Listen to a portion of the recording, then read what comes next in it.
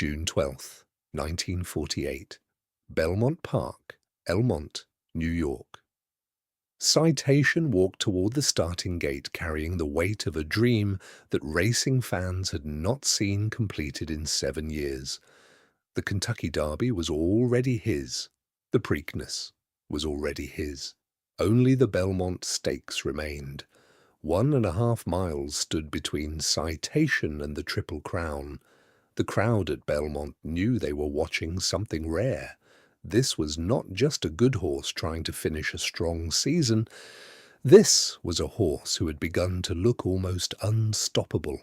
A horse from the powerful Calumet Farm stable. A horse who had already beaten his rivals in race after race. A horse who seemed to move through 1948 like the sport belonged to him. His jockey was Eddie Arcaro, one of the greatest riders in racing history. His trainer was Ben Jones, one of the smartest and most respected horsemen in America. His owners, Calumet Farm, had already won the Triple Crown before with Whirlaway in 1941. Now, only 7 years later, they had another horse standing at the edge of immortality. But the Belmont is called the test of the champion for a reason. The race is longer than the Derby, longer than the Preakness. It asks a horse to keep running when speed alone is no longer enough. Many horses can win at shorter distances. Many horses can look brilliant for a mile. But the Belmont exposes everything. It exposes stamina. It exposes weakness. It exposes whether a horse is truly great. Citation had already proven he could win. Now he had to prove he could finish history. When the gates opened, Citation did not need a miracle. He did not need chaos. He did not need another horse to collapse. He simply settled into the race, waited for the moment, and showed why so many people believed he was one of the best horses America had ever seen. Down the stretch, Citation pulled away. By the time he crossed the finish line, he was 8 lengths in front. The Triple Crown was his. He had won the Kentucky Derby, the Preakness Stakes, and the Belmont Stakes. He had become the 8th Triple Crown winner in American racing history. But even that did not fully explain what Citation was becoming. Because 1948 was not just a Triple Crown season, it was a season of domination. By the end of that year, Citation would win 19 of 20 starts. He would put together a 16-race winning streak. He would win at different distances at different tracks, against different kinds of opponents. And years later, after injury and setbacks threatened to freeze his story in the past, he would return to chase one final piece of history. The first racehorse to earn $1 million. This is the story of Citation, the forgotten Triple Crown king, how he ruled American racing in 1948, how injury stole the best years of his career, how he came back when many thought his greatness was gone, and how he became racing's first $1 million horse. Citation was born on April 11, 1945, at Calumet Farm in Lexington, Kentucky. Calumet was not an ordinary farm. It was one of the most powerful racing operations in America. Its red and blue silks had already become famous.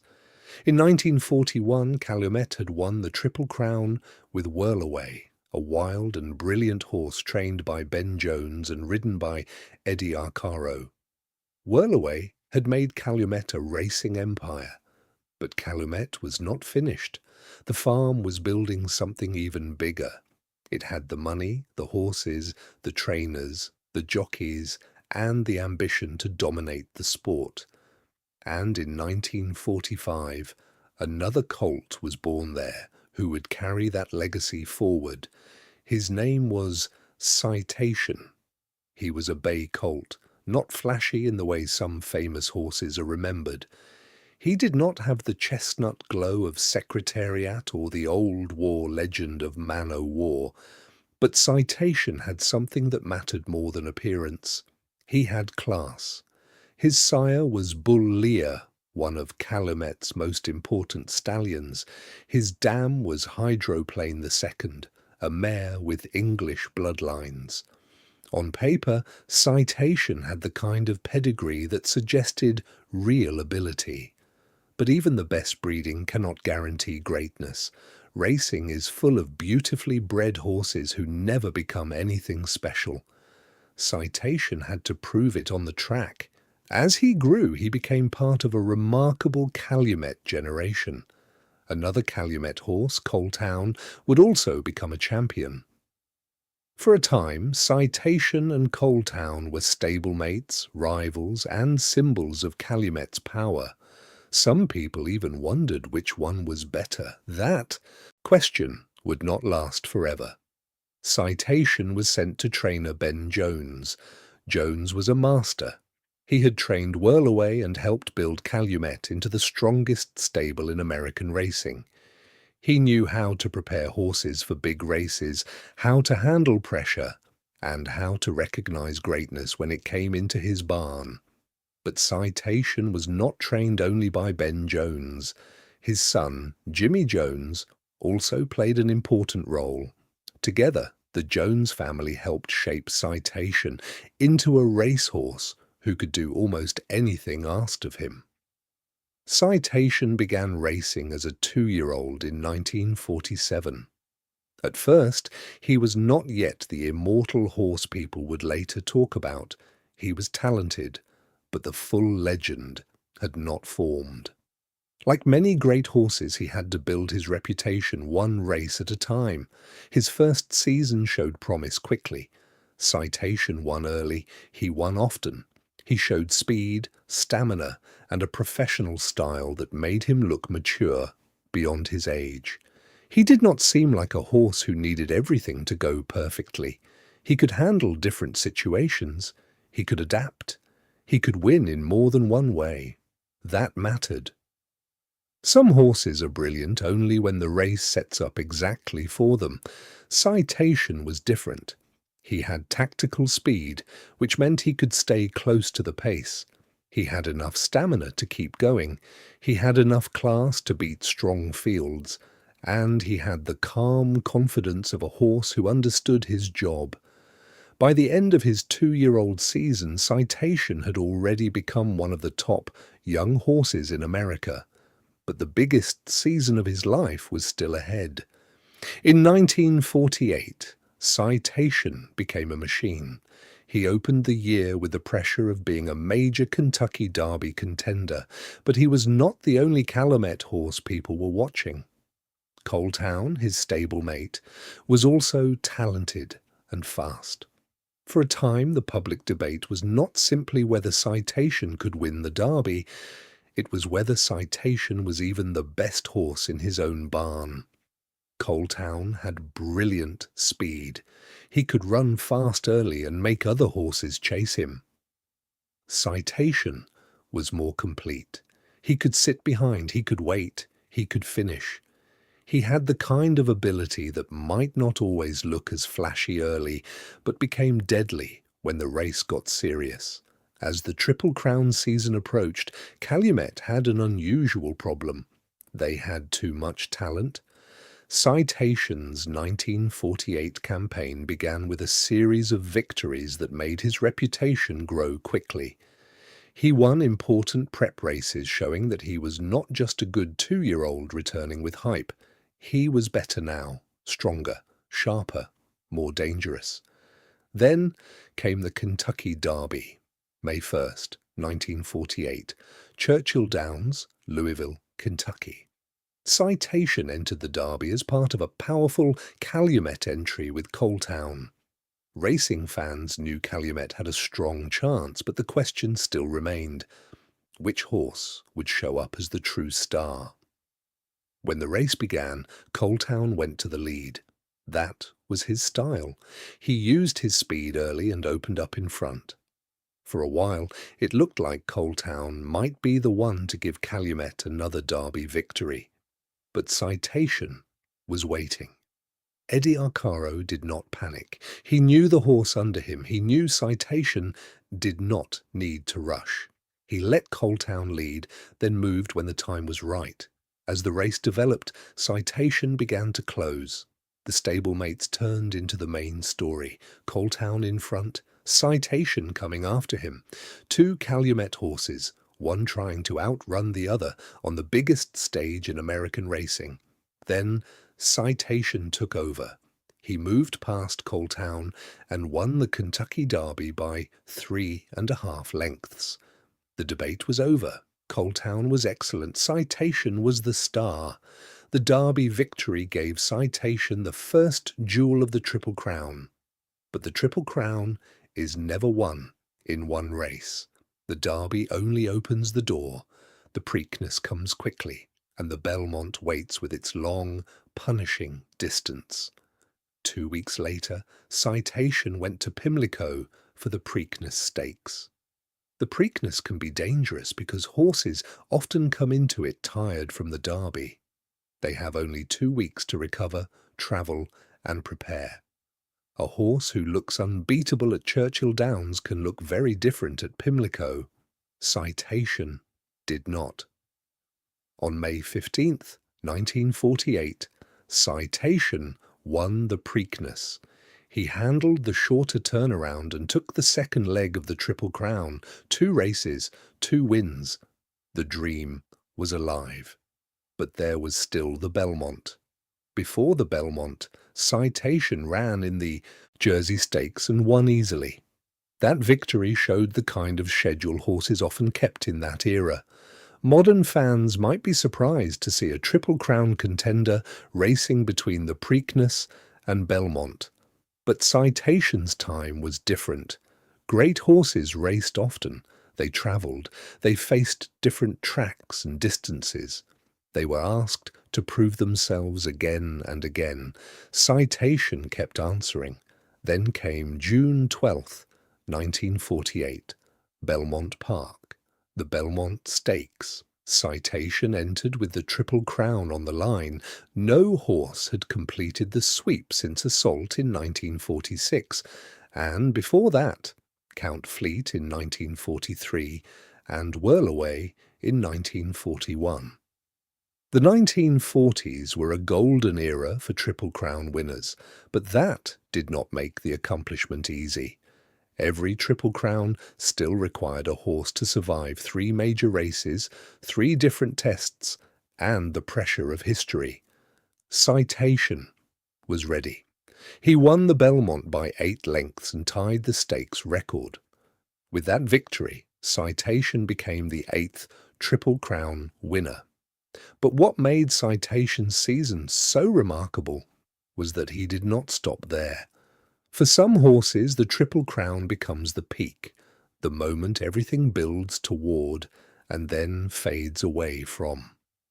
Citation's 1948 season kept going.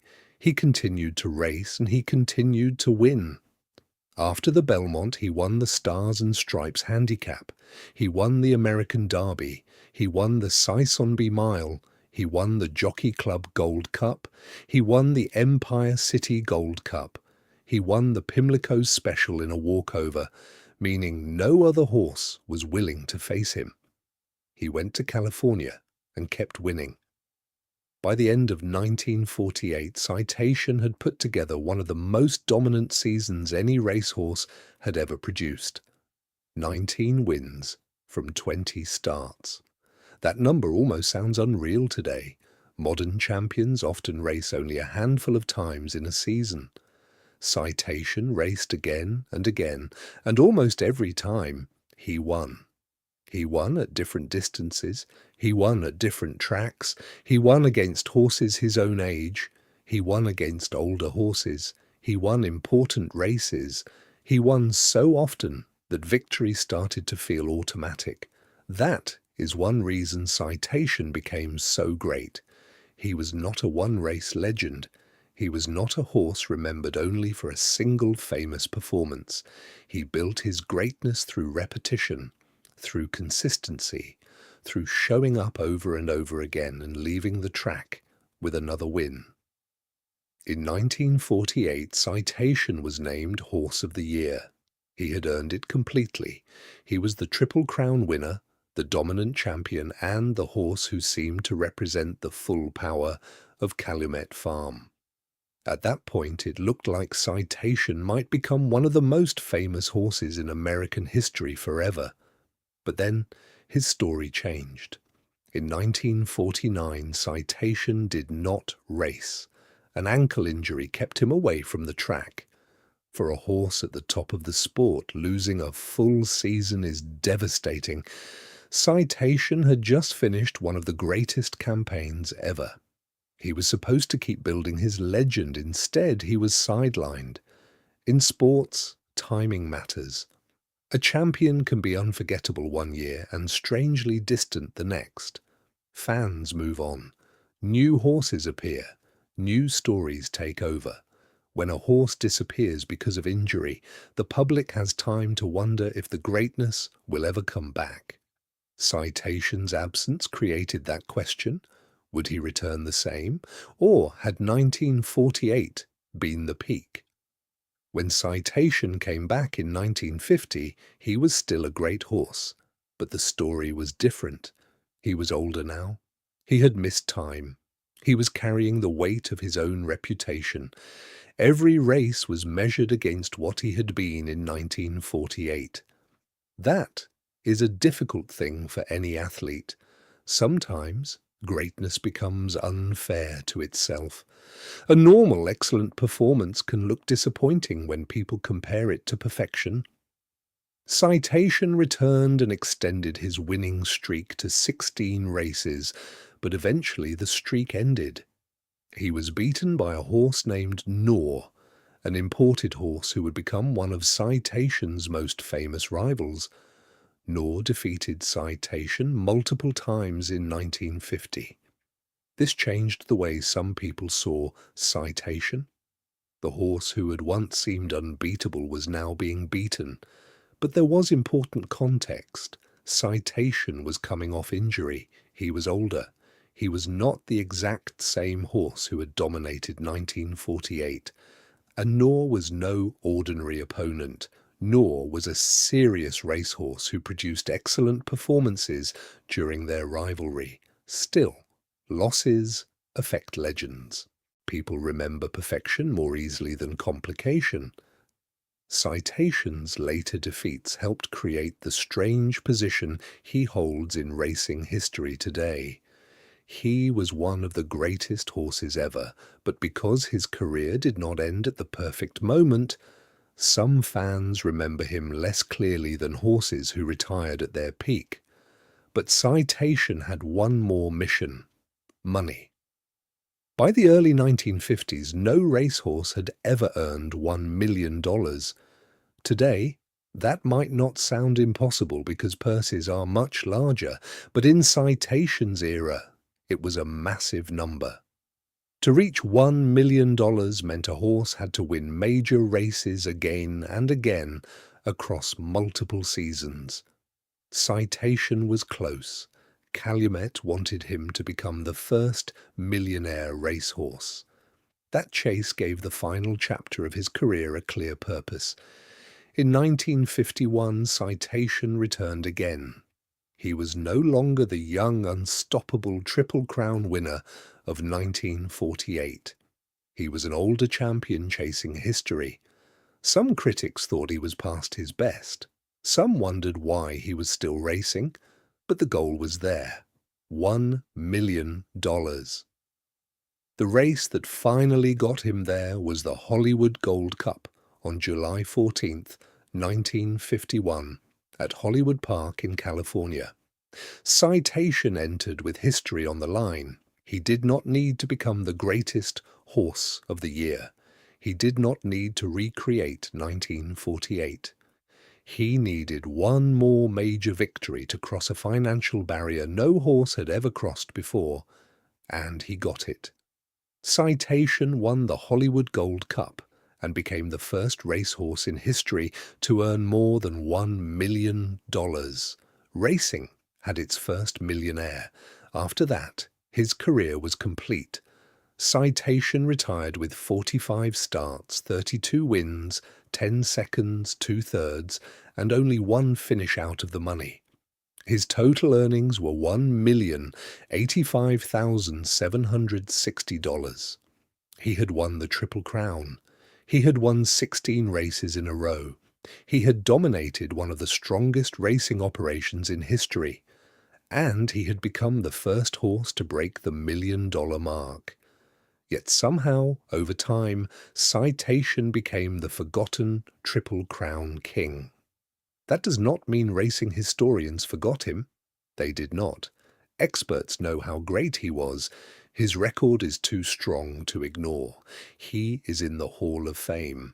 He is listed among the greatest horses of all time. His name still carries respect. But among casual fans, Citation is not always mentioned the way Secretariat is. He is not a cultural symbol like Seabiscuit. He does not have the old mythic aura of Man o' War. He does not have the modern undefeated perfection of Frankel.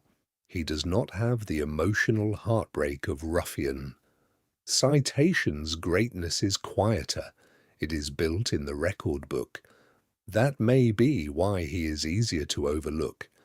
Secretariat has one race everyone can watch and immediately understand. The 1973 Belmont Stakes explains Secretariat in 2 minutes and 24 seconds. Seabiscuit has the underdog story and the match race with War Admiral.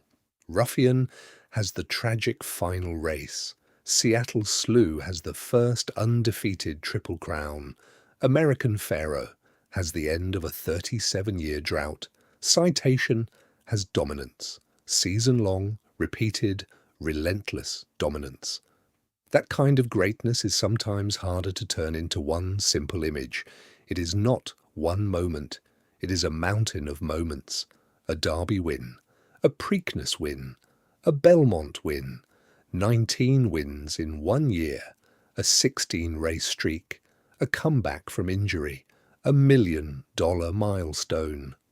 To understand Citation, you have to look at the whole thing, and when you do, the forgotten king starts to look almost impossible. Think about what he did in 1948 alone. He won the Kentucky Derby, he won the Preakness, he won the Belmont, he won 19 of 20 races, he won at different tracks and distances. He beat the best horses around him. He became Horse of the Year. That would be enough for any legend. But Citation also came back from injury and became the first horse to earn $1 million. That final achievement gave him a different kind of immortality. He did not only dominate racing, he changed what was financially possible in racing. Before Citation, no horse had reached that mark. After Citation, the $1 million horse became a new dream. His story also belongs to Calumet Farm's golden age. Calumet was the empire behind him, the stable that seemed to produce champions like a machine.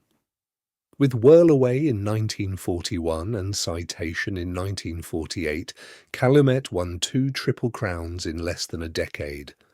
That is almost impossible to imagine today. Ben Jones and Jimmy Jones became part of that legend, Eddie Arcaro too. Arcaro rode multiple Triple Crown winners and became one of the most famous jockeys of all time. Citation was one of the horses that helped define his career. But even with all those names around him, Citation was the center. The horse had to run the races. The horse had to carry the pressure. The horse had to answer the questions. And again, he did. Citation's life after racing was quieter than his career. He went to stud, where he had some success, though he never became as dominant a sire as he had been a racehorse. That also may be part of why his name faded more than others. Some horses keep their names alive through famous offspring. Citation's legacy is strongest through what he did himself. He died on August 8, 1970, at the age of 25. By then, racing had changed. New champions had come. Soon, Secretariat would arrive and give the world a Triple Crown performance so spectacular that it would overshadow nearly every horse before him. Then Seattle Slew affirmed, American Pharoah and Justify would add new chapters to the Triple Crown story. Citation became part of the past. But being part of the past is not the same as being less great. Sometimes the past simply gets buried under newer noise. That is why his story deserves to be told. Because before Secretariat's 31 lengths, before Seattle Slew's undefeated sweep, before American Pharoah ended the drought, there was Citation. The horse who won everything, the horse who made 1948 look easy. The horse who came from one of the greatest farms in racing history and still managed to stand above the rest. The horse who lost a year to injury and still came back to make history. The horse who became racing's first millionaire. Citation was not forgotten because he lacked greatness. He was forgotten because his greatness was so steady that it almost became too easy to summarize. Triple Crown winner, 19 wins in a year, 16 straight wins, first $1 million horse. Those facts are so strong that they can start to feel like statistics instead of a story, but behind them was a real horse with a real career, and a journey that was not as simple as it looks. He had to prove he was better than Coal Town. He had to survive the Triple Crown Trail. He had to keep racing after the Belmont. He had to recover from injury. He had to face defeat after once looking unbeatable. He had to return as an older horse and chase a number no horse had ever reached. That is the story. Not just a champion who won. A champion who kept being asked for more. And most of the time, he gave it. On June 12, 1948, when Citation crossed the finish line at Belmont Park 8 lengths ahead, he completed the dream every racing stable wants. He became a Triple Crown winner, but the reason his name still matters is that he was not finished. His greatness stretched beyond those 3 races. It stretched across seasons, records, injuries, comebacks, and history. Citation may not be the first horse casual fans name when they talk about legends, but maybe that is what makes his story so powerful. Because he is not a legend built only on fame. He is a legend built on proof. 45 starts, 32 wins, a Triple Crown, a 16-race winning streak, 19 wins in one season, the first horse to earn $1 million. Those are not small achievements hiding behind a big name. They are the reason the name should still be big. Citation was the forgotten Triple Crown king. The horse who ruled racing, disappeared through injury, came back older, and still found one more way to make history. And even if time pushed him out of the spotlight, the record never did. Because long before modern champions chased million-dollar purses, Citation became the first to cross that line. Long before fans argued over which Triple Crown winner was greatest, Citation had already built one of the strongest resumes in racing history. And long before his name became easier to overlook, he was exactly what every racehorse dreams of becoming: a champion, a king, and the first millionaire in the history of the sport.